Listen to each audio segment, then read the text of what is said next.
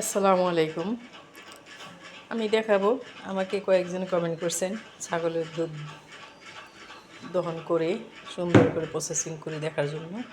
কিন্তু আমি আগের ভিডিও দেখিয়েছি যে ছাগলের দুধ দহন কীভাবে করে, আর সেই দুধ দিয়েই আমিও আজকে নতুন প্রথম 1 লিটার দুধ হয়েছে, মানে 3 দিন কর্তা জমিয়ে 1 লিটার হয়েছে।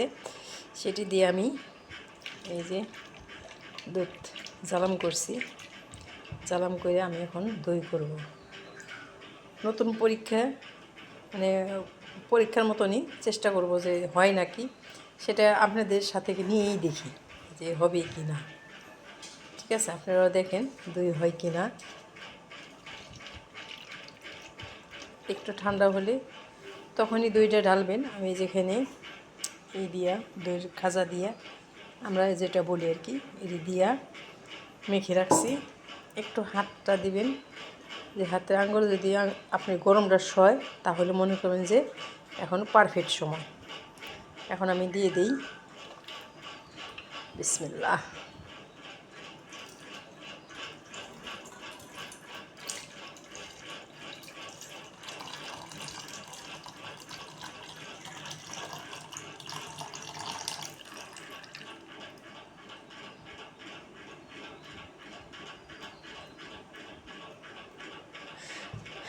এখন আমি এটারে কি করব, এখন আমি সুন্দর করে এরকম একটা দিয়ে ঢাকনা দেব। ঢাকনা দিয়ে তারপর আমি আরেকটা ভিতরে রাখবো।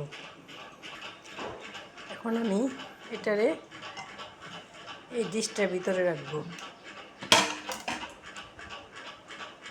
রাখার পর মানে এটা যদি আমি কোনো কিছু ঢাকা দেই, যদি পানি পড়ে তাহলে মনে হয় আপনি এই দইটা সুন্দর হবে না।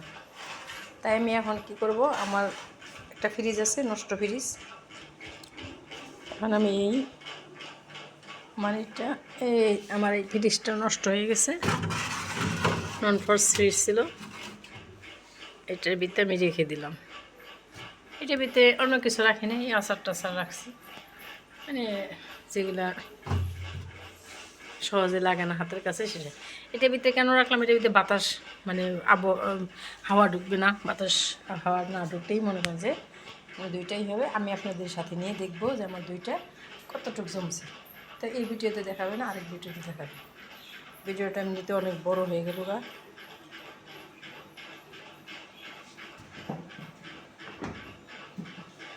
রেখে দিলাম।